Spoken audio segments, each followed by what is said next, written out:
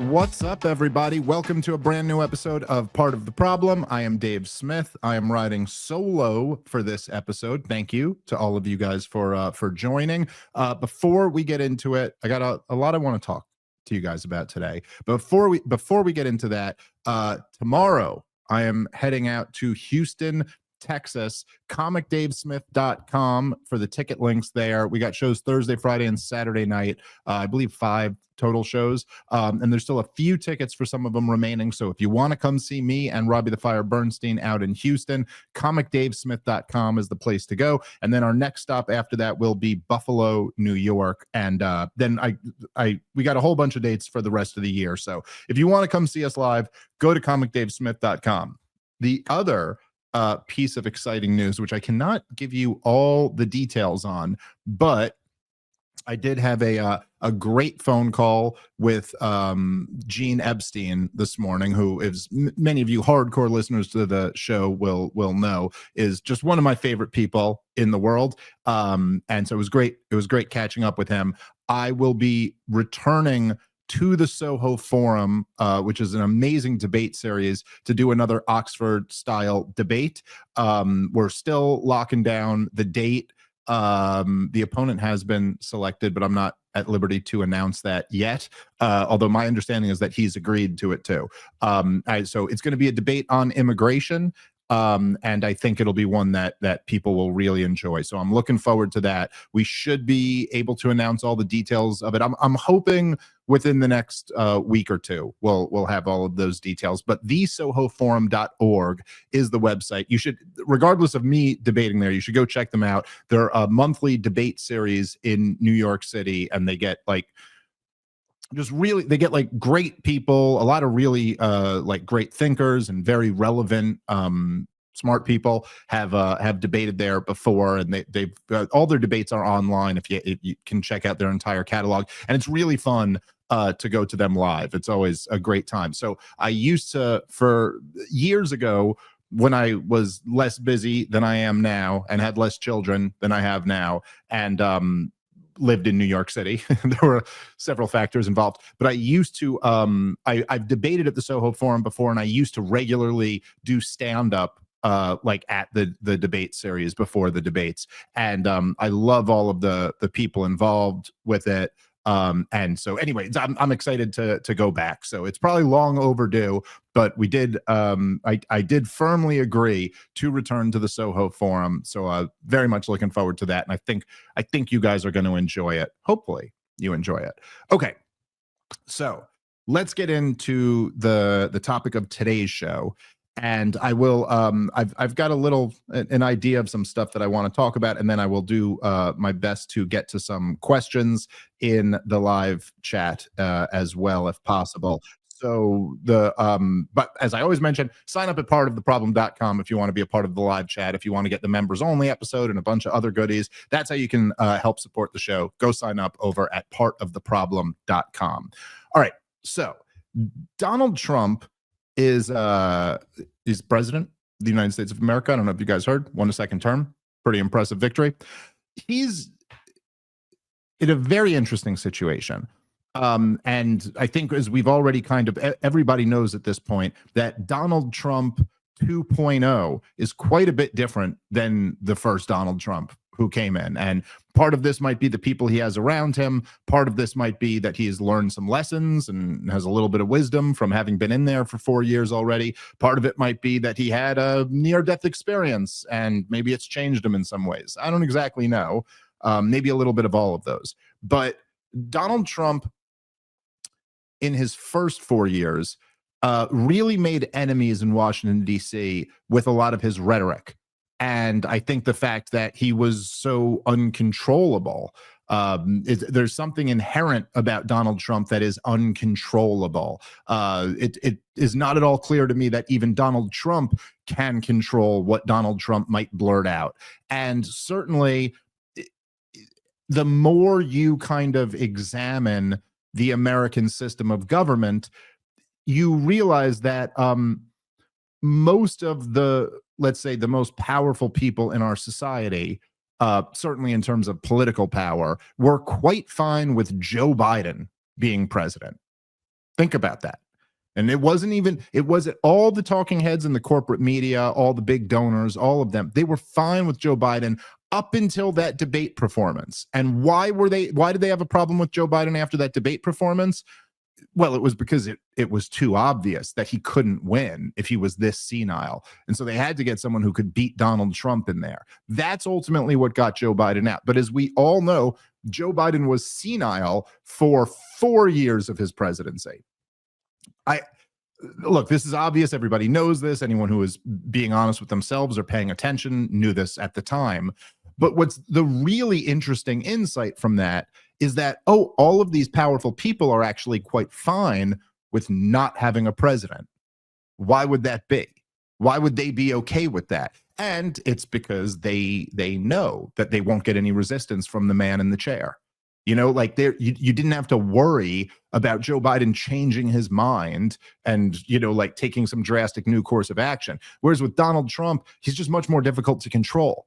Donald Trump, even from 2016, 2017, Donald Trump, he always, they may get their man in the position that they want, but Donald Trump might fire that guy and bring in a different guy who's not their guy. You just don't know what he might do, and part of that is, like, to Donald Trump's credit, part of that is that he actually has some things that he believes in. He actually thinks of himself as a boss because that's what he's been for his entire life. And part of it is maybe not as much to Donald Trump's credit that someone might just rub his ego the wrong way. And he might just fire that guy because that's how Donald Trump operates.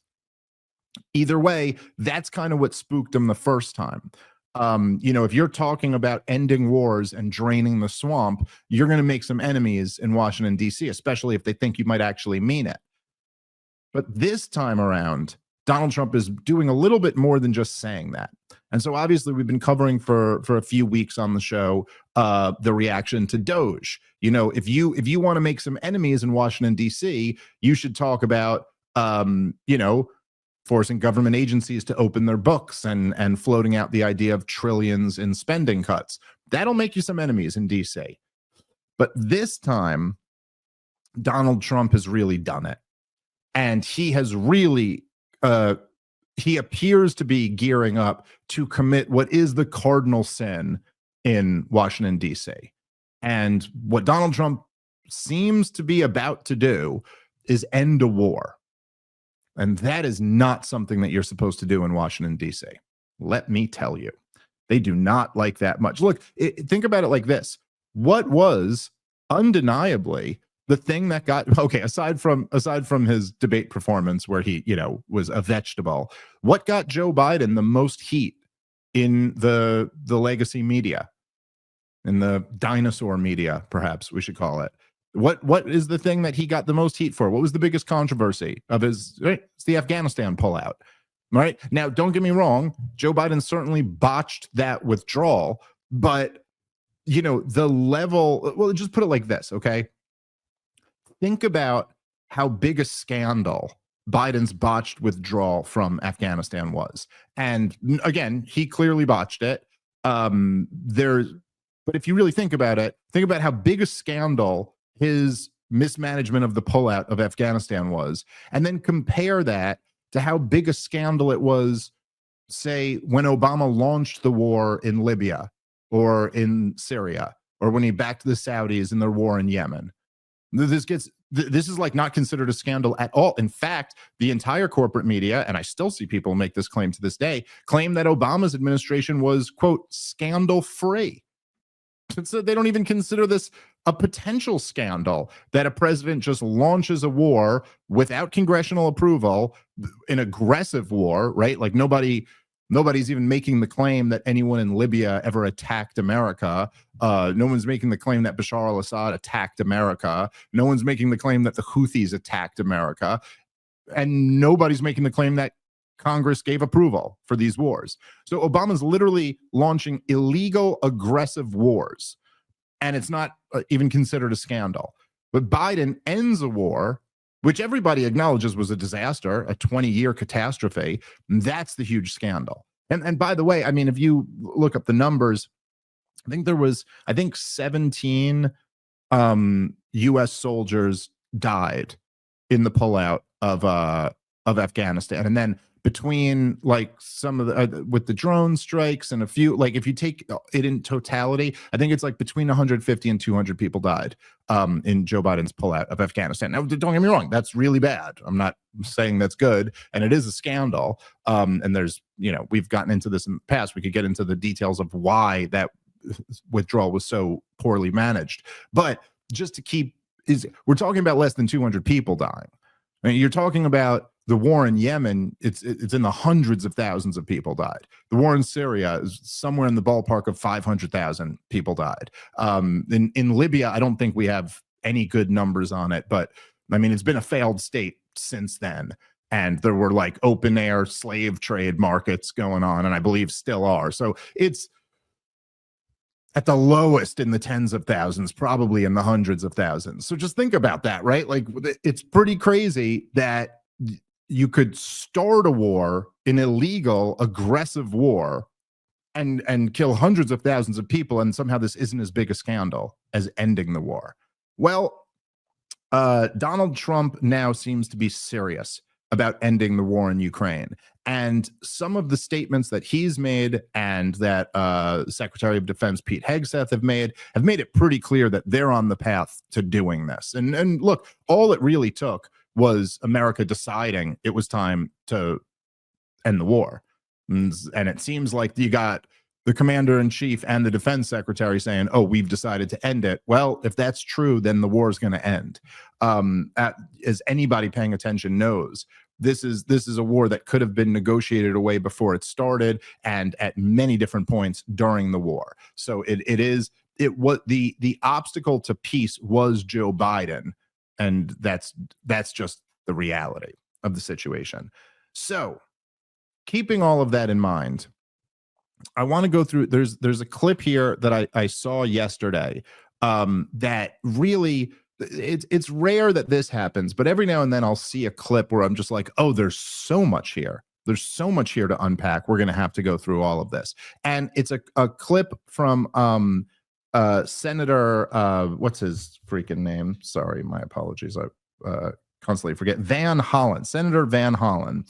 So we're going to play the clip in a minute. Let me just say, by the way, first of all, before we even get to Senator Van Hollen's remarks, because, this is a senator talking about the current situation. And it did just kind of, I don't know. I mean, it kind of like made me think about Congress in a way. Now, Van Halen, I think, is a Democrat, but regardless of that, isn't it kind of interesting in this moment, in this really almost miraculous seeming moment? And when I say miraculous, I don't mean that everything's perfect. I just mean that we're living in a political reality that would have seemed impossible just a couple of years ago.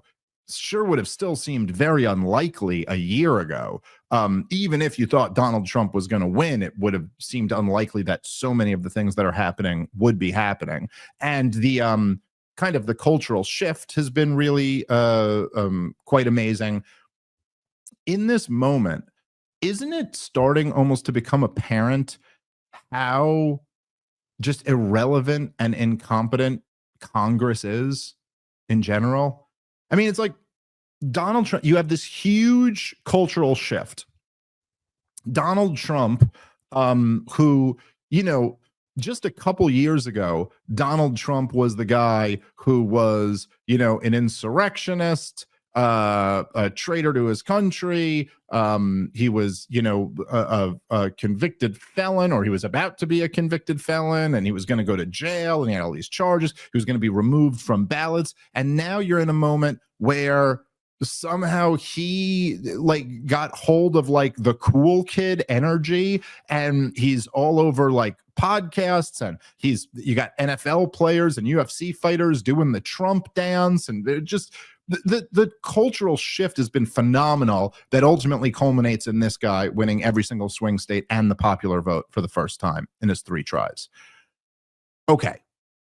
You would think in this moment where he's signing executive orders like crazy, and where you have Doge going through all these different departments and government.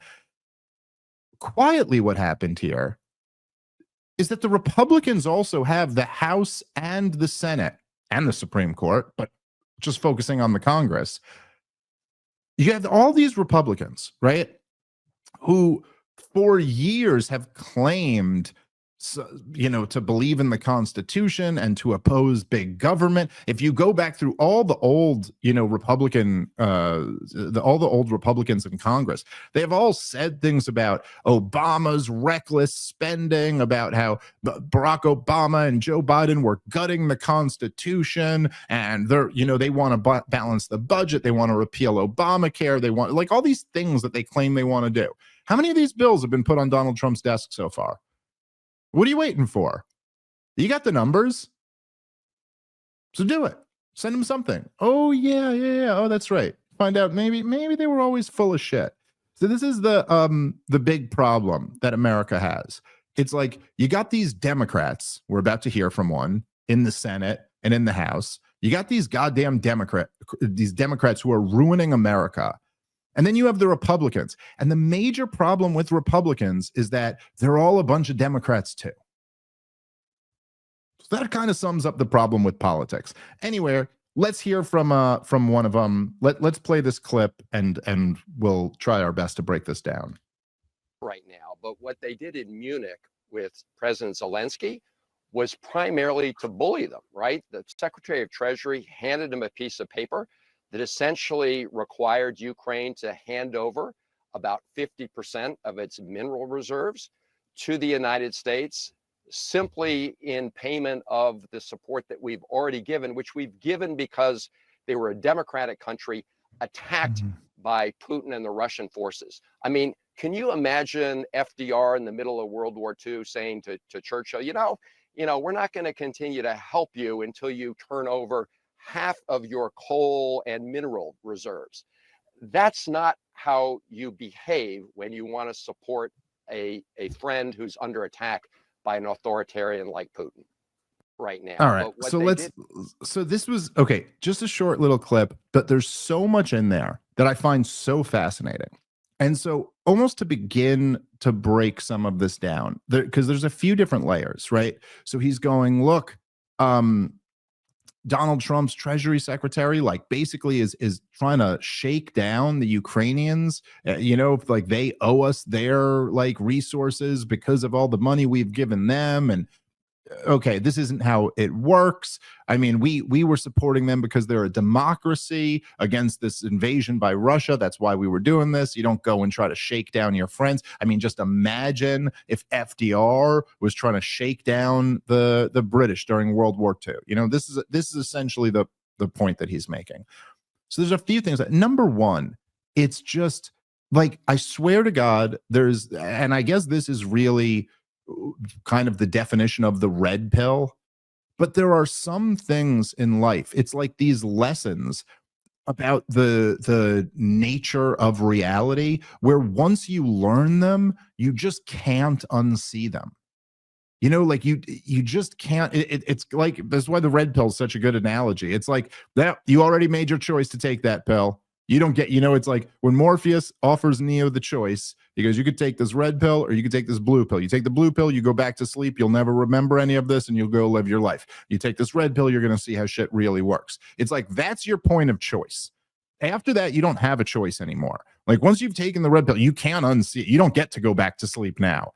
But one of the things is like, oh my God, it's this fixation on World War II. It's like, once you see it, you can't unsee it. This example has to be brought up over and over, and every single war has to be viewed through the lens of World War II. My friend Daryl Cooper, who's been on the show, he's gonna come up again in a second. If you guys remember, he stirred up this huge controversy last year, and oh my God, it's almost like I've never seen anything like it before, in a few different ways. But one of the things that was great is like the controversy proved his point correct. Like, it's just, as everybody is getting outraged, they're proving him right in what his central claim is, which is that this is like World War II has become this, as he called it, this load-bearing myth. And he doesn't say that meaning myth like it didn't happen, just the fact that like it's taken on like a life of its own, where now it is like it's the entire justification for the entire regime. And that's why if you ever go at that, because it's a load-bearing myth, if you ever go at that, everyone freaks out because they know you take that one out and everything else crumbles with it. And so no matter what, like even if, let's just say, hypothetically speaking, that even if the let's say that the correct lesson from World War II, like I don't agree with this, but let's just say for that the standard lesson is the correct lesson to learn, that like the problem was that we shouldn't have appeased Hitler. And this was the Neville Chamberlain appeased Hitler when he gave him Yugoslavia. And that was the problem. The issue wasn't the war guarantee with Poland. The issue was that we should have gone to war with Nazi Germany sooner.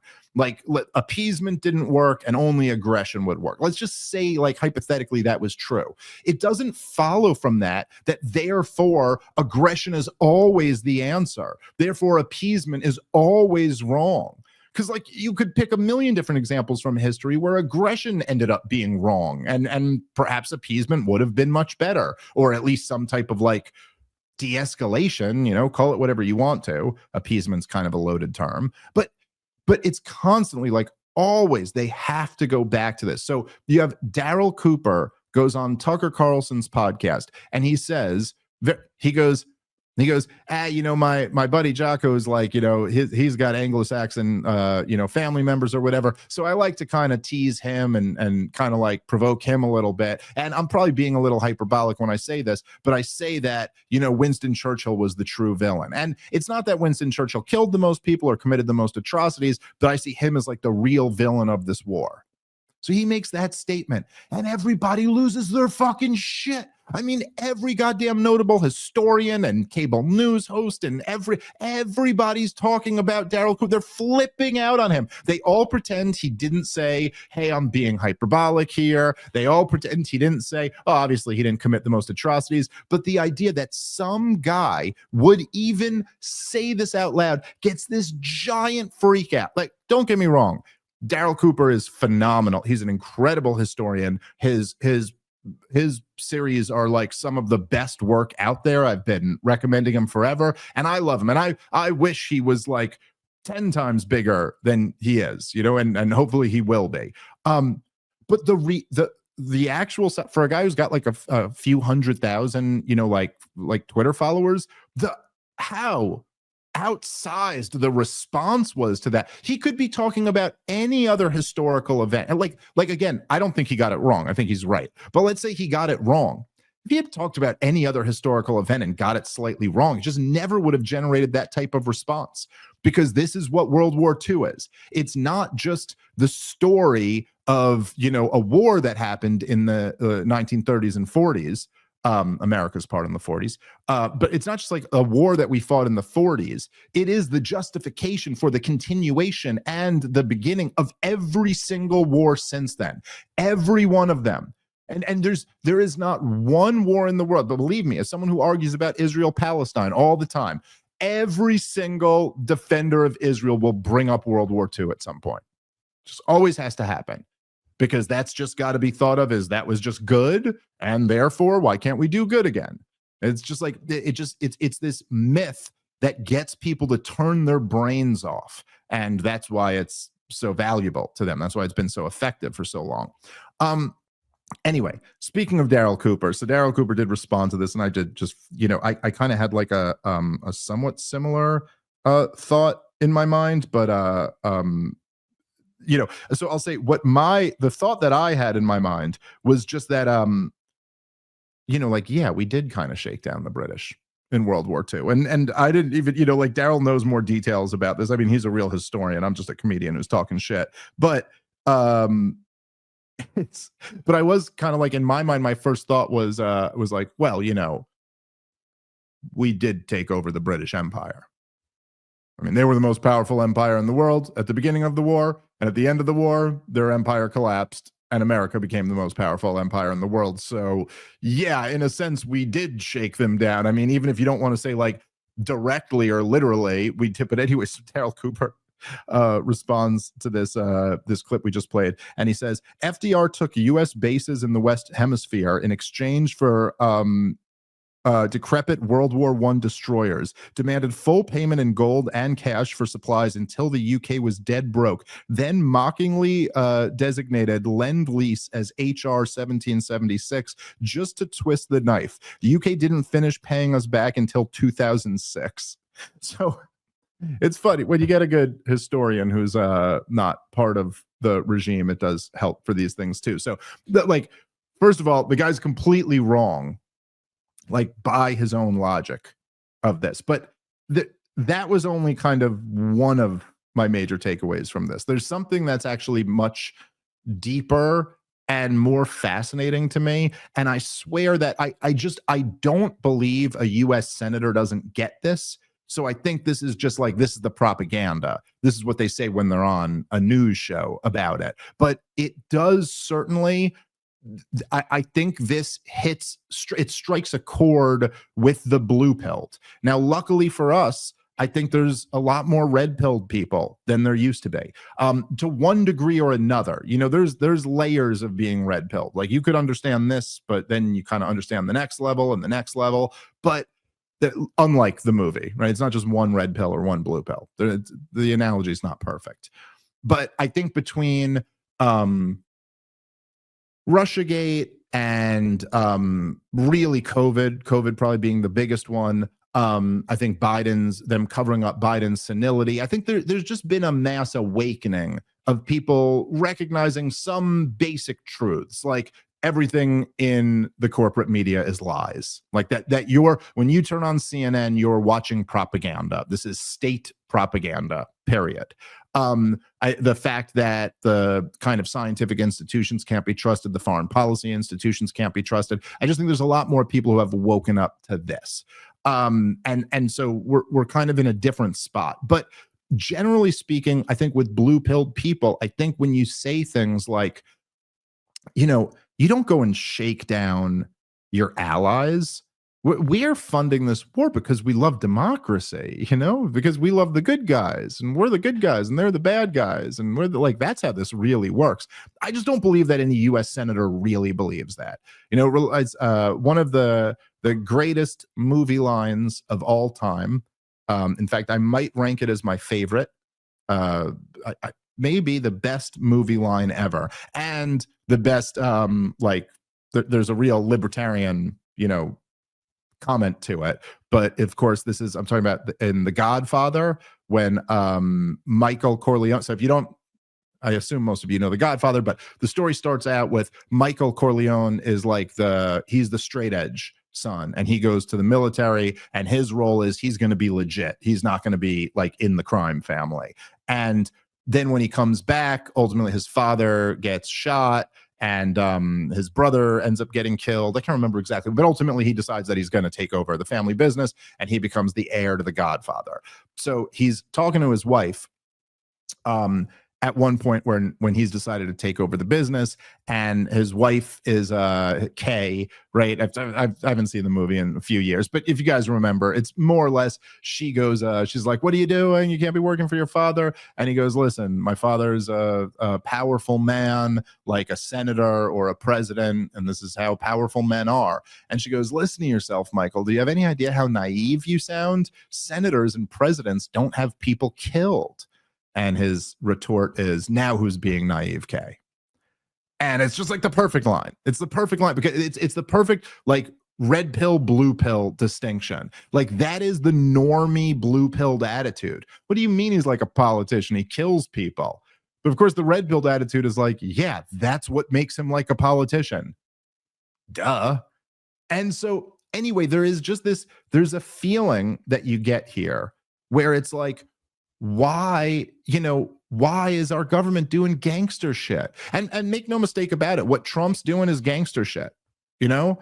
And look, I'll tell you, just to be very clear here, I don't support this. This is not something that I think is a good idea. I mean, I think we should end the war, and the war never should have been started. It should be negotiated away. But I got to be honest, as somebody who has okay, like there are certainly experts who have studied this issue more than me, but compared to like a regular person, I have studied this issue pretty, you know, pretty deeply.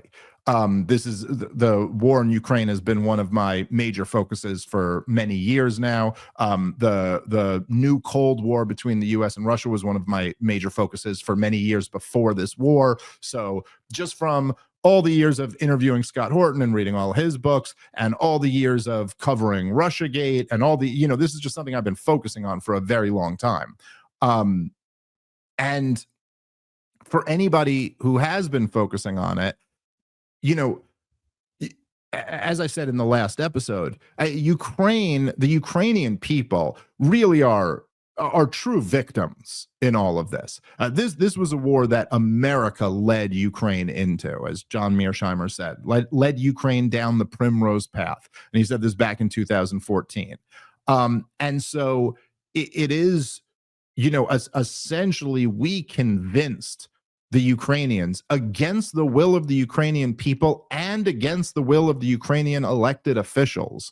We convinced, and when I say convinced, I mean we backed a coup against the democratically elected leader of Ukraine, who had decided to make a deal with Vladimir Putin. I mean, he ultimately decided that was in, I mean, say his people's interest or his interest or whatever, but he ultimately decided to calm things down with Russia and make an economic deal. I mean, think about this. This is what kicked off the Maidan protests, was that Yanukovych, the democratically elected, give me this, we're all in the business of democracy promotion. Well, the democratically elected president of Ukraine, with elections verified by the EU, so this was as legit as elections get. Even the West claims this was a legit election. So their democratically elected president, he decided when he was, and I think he was conflicted himself, but when he was deciding between signing this partnership with the European Union or signing an economic deal with Vladimir Putin, he ultimately decided he was going to go with Putin. That was the course that this country was on, was to have decent enough relations with Russia. And then the West comes in and pours tens, maybe even over $100 million into this protest effort against Yanukovych, which ultimately leads to ousting him and him fleeing for his life. Okay. And then under the new government, they push him into this civil war. I think something like 15,000 people died in the fighting in those years between Maidan and when Vladimir Putin invaded. And so I'm just saying that Ukraine is a pawn on the chessboard. And there is, you know, I do think that it's kind of fucked up. Even though we spent all this money, it's kind of fucked up for us to then go extort resources away from Ukraine when really the rightful owners are the Ukrainian people. And by the way, when I say this, when I say rightful owners, I don't mean in any commie sense of the word. That is not my conception of property rights. I'm not saying that like all of the people or the workers own. I'm saying like from a real hardcore Lockean libertarian perspective, like, I don't know, the people who homesteaded it or something like that, like they have a better claim on their resources than we do. And so because I recognize that governments are gangs and governments are essentially just the most successful gang. Like this is basic Rothbard anatomy of the state shit. But a government is basically the most successful gang who took over the entire area and decided that they were just going to set up shop there. And they didn't have to leave. We just rule these people. Well, because I recognize that, I believe in very limited government. Very limited. Like picture the most limited government, much more limited than that. So limit the entire thing. So, okay. I want there to be less gangster shit. I'm not on board with government doing gangster shit. I also do recognize, to the extent that government exists, that's what they do. That's what they're in the business of doing. Every inch of it is gangster shit. And so when people come out here and they go, oh my God, Donald Trump's doing gangster shit. That's not why we're supporting that. We're supporting, Ukraine because they're a democracy. Okay. Yeah, that's right. We're supporting Ukraine because they're a democracy. The country whose democratic, first of all, the U.S. backed a coup in 2004 in Ukraine, and then in 2014. So their democracy is less than 10 years old, if you could even call it a democracy, or 11 years old now, but you can't really call it that anymore because they're not holding elections. And Vladimir Putin has, Zelensky has a very low approval rating. So yeah, anyway, it's a pure fantasy to act like we weren't always doing gangster shit. It was always gangster shit. The difference is that, and I think this is essentially why so many people support Donald Trump. The difference is that he's proposing doing gangster shit that's at least conceivably in the nation's interest. Like he's at least going like, hey, we're gangsters here. We do gangster shit. Why don't we get something for all this money we've put out? Now, again, I don't agree with that because I think, I'm not saying like the American people are responsible for everything their government does, but I don't know. We have to some degree allowed our government to do this. And I don't think that the Ukrainian people who have had their country destroyed and are going to lose part of it, they should have to pay us back. I'm a little uneasy with that. I don't agree with that. But to hear a senator sit there and try to like have this like, oh my God, he's going over and shaking them down like he's a gangster. But that's such bullshit. Because that's not what America's all about. America's just about supporting democracy. I mean, it's all so laughable. There's no way a sitting senator actually sees things this way. All right, guys, let's take a moment and thank our sponsor for today's show, which is My Patriot Supply. How well do you sleep at night? Real peace of mind comes from knowing your family is prepared for anything. My Patriot Supply, America's most trusted name in emergency preparedness, is offering a limited time discount on their best-selling 3-month emergency food kit. This isn't your typical survival food. Each kit provides over 2,000 calories and 100% of the recommended value of 12 essential vitamins and minerals daily for 90 days, with delicious meals and extras including chicken, beef, fruits, vegetables. We're talking quality meals that last up to 25 years in storage and still taste like home cooked. The pandemic taught us how quickly store shelves can empty. Don't wait for the next crisis. Your 3-month emergency food kit includes free shipping, a disaster replacement warranty, and 24/7 US-based support. This special discount is available for a limited time only. Visit preparewithsmith.com now to secure your family's future with a $100 discount. If you order by 3 p.m., they'll ship your order within the same day, so you have peace of mind right away. Go check them out at my website, preparewithsmith.com. All right, let's get back into the show. We had to fight a war against Russia because of the threat to democracy. I mean, like, if we have to fight a war if a democracy is threatened, yet we can prop up the government of Saudi Arabia. We could prop up the government of Israel. Israel has had control of 5 million people since 1967 who have no rights whatsoever. That includes voting rights. But we can prop them up, and yet we have to go to war to defend democracy here. But it's also okay to prop up all of these countries that are antithetical to democracy. It's like, it doesn't even make any sense. It doesn't pass the basic smell test. Like, that's just not what's going on here. What's going on is that the government's always doing gangster shit. Finally, Donald Trump comes out and it is just like, I'm going to do gangster shit on behalf of the country. And then all these people are outraged. And they pretend that this is the first time gangster shit has ever happened. Go listen, if you want to see, on the topic of Ukraine, go listen to the tape of Joe Biden. In fact, Natalie, why don't you pull that up? Joe Biden, Ukrainian prosecutor. Just put that into YouTube, and it should spit out the video pretty quickly here.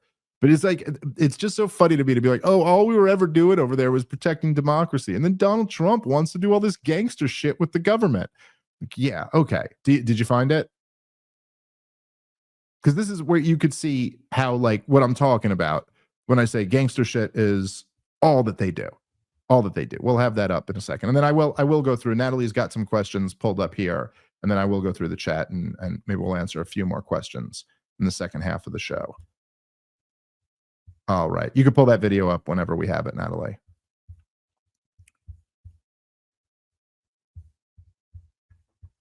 All right. Here we go. Yeah, here we go. This is 2006. Oh, sorry, this is Biden's comments is later, but you could just skip right to the comments. Yeah. I remember going over convincing our team or others to convincing us that we should be providing for loan guarantees. And I went over, I guess, the 12th, 13th time to Kyiv, and I was supposed to announce that there was another $1 billion loan guarantee. And I had gotten a commitment from Poroshenko and from Yatsenyuk that they would take action against the state prosecutor, and they didn't. So they said they were walking out to the press conference. I said, no, I said, I'm not going to, we're not going to give you the $1 billion. They said, you have no authority. You're not the president. The president said, I said, call him. I said, I'm telling you, you're not getting the $1 billion. I said, you're not getting the $1 billion. I'm going to be leaving here. And I think it was, 6 hours? I said, I'm leaving in 6 hours. If the prosecutor's not fired, you're not getting the money. Oh, son of a bitch. Got fired. And they put in place someone who was solid. There you go. By the way, he's talking about Matt Taibbi's done great reporting on this.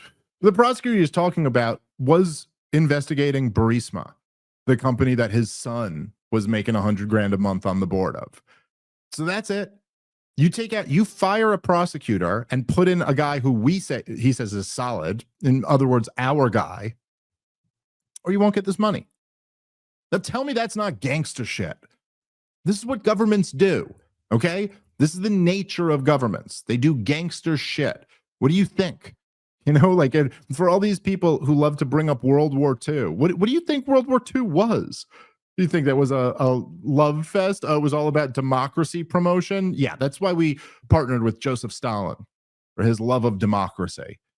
The whole thing is just so fun, but it's just so it's interesting to see people try to kind of spin this when I think so many people are waking up to what is, I think, like in many ways, the most important red pill, which is just that governments are gangs.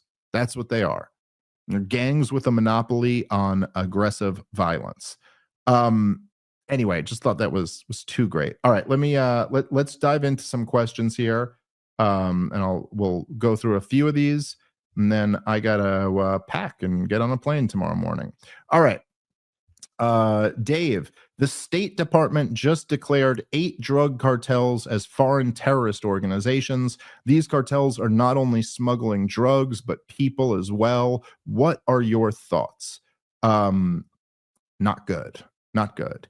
And really so much of that is just because of all of the in the post 9/11 world, like all of the legal, factors that come in with declaring a group terrorists. And, it's unclear exactly what the Trump administration is going to do now that they've branded these cartels as terrorists. But certainly the possibilities are very close to some type of war. And I mean, that's the last thing we want to do. Look, it's already, the bottom line, right, with immigration, if you're kind of zooming out from the truth is that the immigration crisis, there's a few different things that are going on, right? So number one, you had like the insane flow of migrants coming in, asylum seekers, some of them will claim to be, but you have a huge flow of migrants coming in during Joe Biden. This has already been drastically cracked down.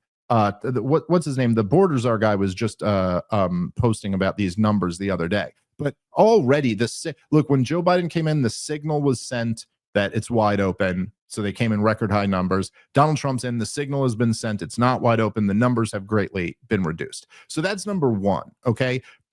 You don't, in terms of that problem, what we had was the worst of both worlds under Joe Biden, which is that you have de facto open borders and the war on drugs going on.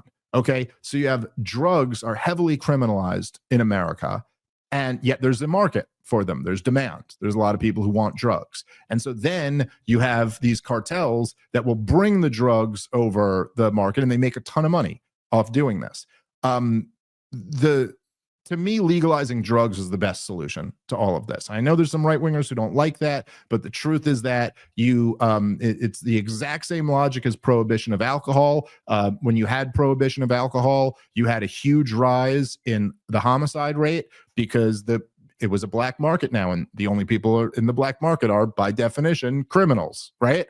And so criminals end up thriving in these black markets. And also, you have a big problem for anybody who's just like, if you've ever like known anyone who sold drugs, like on any level, maybe I was more of a fucked up kid than some of you guys are, but I knew a lot of people who sold drugs.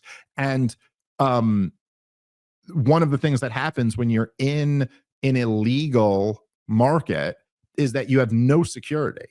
You know, when you're in a legal market, if someone steals from you, you can call the cops, or you can hire your own security or whatever. You have options, like you have legal recourse. And so if someone, like what I'm doing right now, being a podcaster, this is a legal market, at least for now.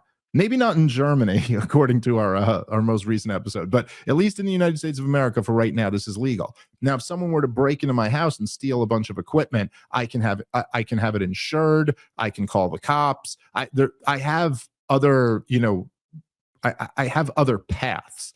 But like, if you know anyone who ever sold drugs, if you have a bunch of drugs, you can't get insurance on it, and you can't call the cops if someone steals it from you. You got to be prepared to defend it yourself.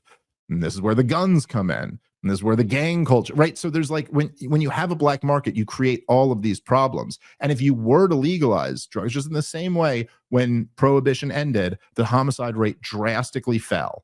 And same thing would happen.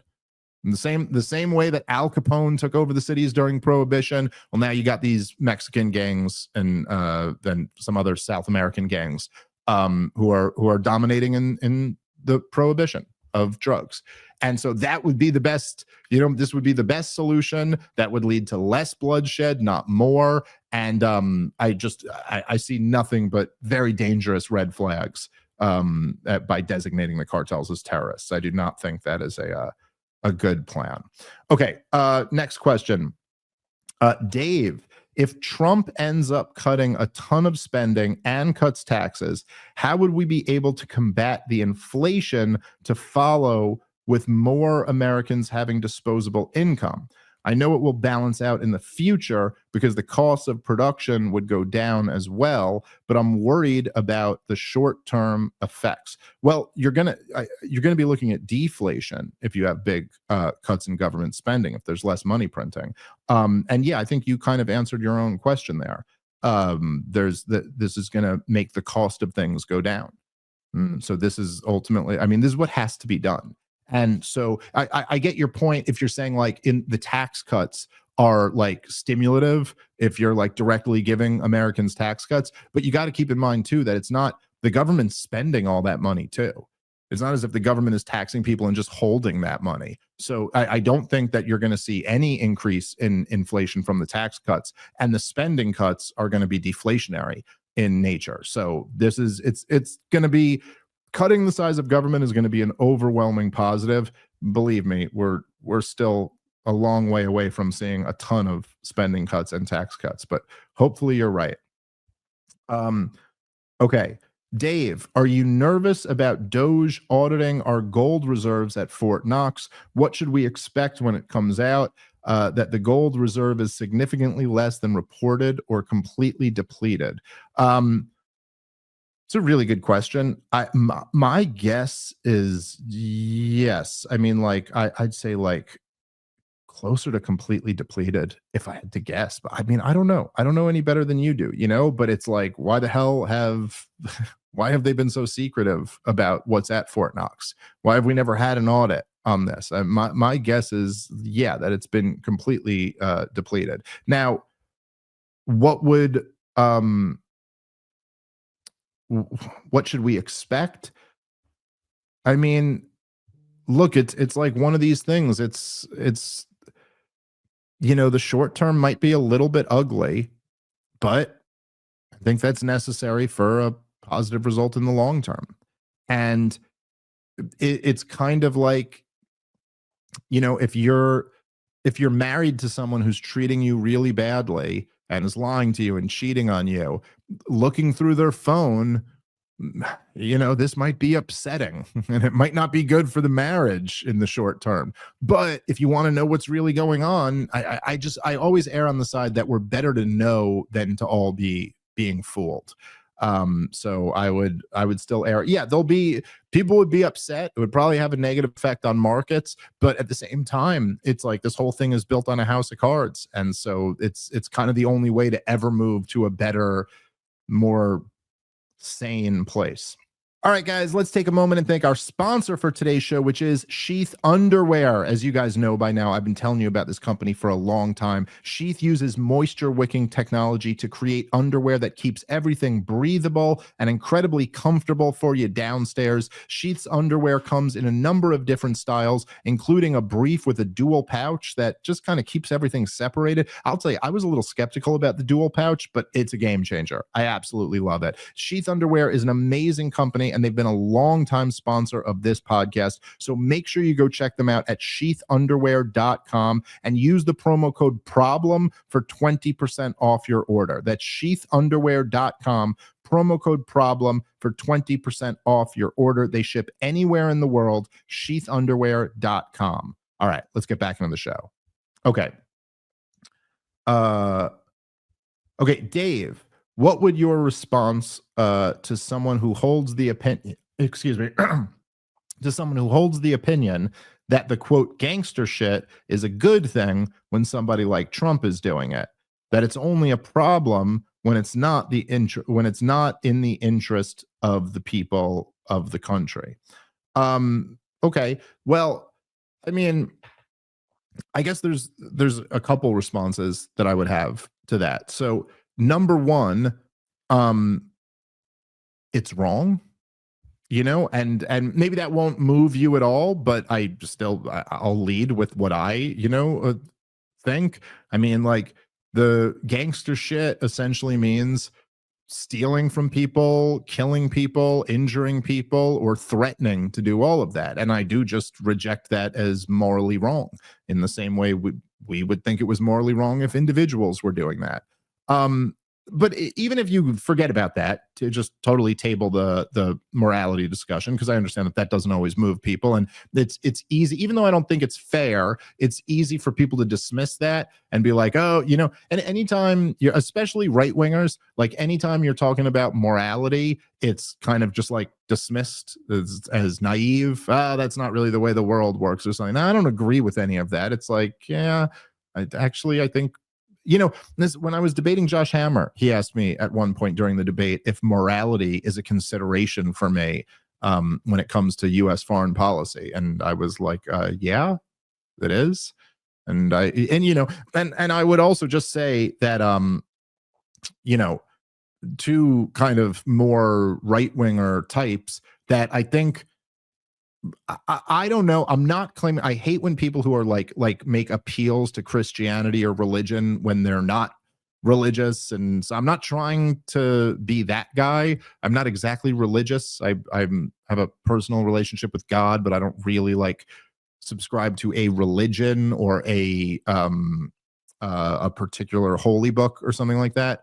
But I would just say, I say this as somebody who's not an expert on theology, but I do think it seems to me it's completely incompatible with Christianity to separate morality from government policy. Like, I don't know. I must have missed that lesson from Jesus. Like, at some point, there's like these rules of morality don't apply if they're good for your country or something like that. But look, more importantly than any of that, the flaw in this is like, look, gangster shit is good for the gangs, but it's never going to be, I'm not saying like in any isolated incident, it couldn't be good for the country as well. But the idea that you're going to have like an empowered gangster class that rules you, and that's going to end up being good for you, is just, again, it's like, it was the wisdom of all of the founders that's exactly what you don't want to do. And they were right. And this is part of the reason why America has been such a successful country, because it was at least started on this premise. But the idea that like you're going to have this gangster class and you're going to continue to empower them and that's going to be good for you. Like I'm not saying like in an isolated incident or in crazy extenuating circumstances, perhaps there could be for a short time frame a benefit to that. But the idea of like, do you think any neighborhood is going to be better because they're ruled by gangs? Is that good for you in your household, in your personal life, in your like? I don't really think so. And even in the business world, I don't think it's like the gangster shit that I'm talking about. And we're not talking about like threats of violence. That's not really how most businessmen succeed in free market or civilized Western societies. It's actually from providing value. And so, you know, I think it's very it's a very dangerous and short-sighted game to get to play. Okay, hold on one second. All right. Here's the last one I have up here, and then we'll wrap on this. Do you see Trump throwing any Republicans under the bus in 2026 running for re-election? It's an interesting question. You know, because I'm thinking about it now, right? Is McConnell, I think, is the only one who really didn't vote for his appointees, and McConnell I don't think is running again, so there's no opportunity there. A lot of this I think probably depends on what happens between now and 2026. I sure hope so. You know, I sure hope he does it to some of the ones who deserve it. But again, this is the problem with Donald Trump, is it's just, you know, again, I'm trying to be cautiously optimistic. I mean, this is a different Trump than we saw in his first term. But the problem with Trump in his first term is that he ended up throwing the best congressman in the country under the bus, Thomas Massie, because Thomas Massie objected to the giant spending bills in 2020. Donald Trump didn't want to hear that in 2020 because he was trying to get reelected, and that, you know, so he was trying to brag about the spending bills. And I understand, you know, it was COVID. It was a crazy year. He was trying to get reelected. But at the same time, Thomas Massie was 100% right about that. And Thomas Massie accurately predicted that this would result in terrible price inflation for the American people. And so, you know, Donald Trump is the type of guy who is petty enough that if you cross him in some way, he might really try to get back at you, even if it doesn't matter to him because he's only got 2 more years in there and it doesn't even matter whether you get reelected or not. So that's an interesting question. I really don't know. As of right now, I don't know. Is there any like Republican in Congress who's actually like, you know, it's not as if we have like what Mitt Romney was doing in the first term, or like Liz Cheney, or there's not like a Republican who's out there like being the opposition right now. If there was, I think probably he would do that in 2026. But at the same time, I look at it like, if I had to guess, yeah, there'll be some Republicans who stab him in the back between now and 2026. And I would not be surprised at all if that results in Donald Trump trying to throw them under the bus and get them primaried or something like that. And, you know, Donald Trump doesn't have, you know, none of these endorsements and all of this stuff. It's never like you can just give 100% of your energy to someone else. But in the world of Republicanism right now, Donald Trump's the last guy you want to have as an enemy. And so I do think he should be using that. You know, I do think he should be, you know, my advice to Donald Trump during the campaign, which he ended up somewhat following. I'm not saying he followed it from me, but he ended up ultimately kind of following. My advice to him was like, you should be threatening the shit out of these social media companies, you know, and ultimately look what he did with Zuckerberg. Now, if you want to call me out, I guess that is some gangster shit I support. So there you go. There are some limited examples where I will support some gangster shit being done, but only in the goal of rolling back gangster shit. So there you go. All right, listen, we're going to wrap up on that one. I will catch you guys out in Houston, Texas tomorrow night, Friday night, Saturday night.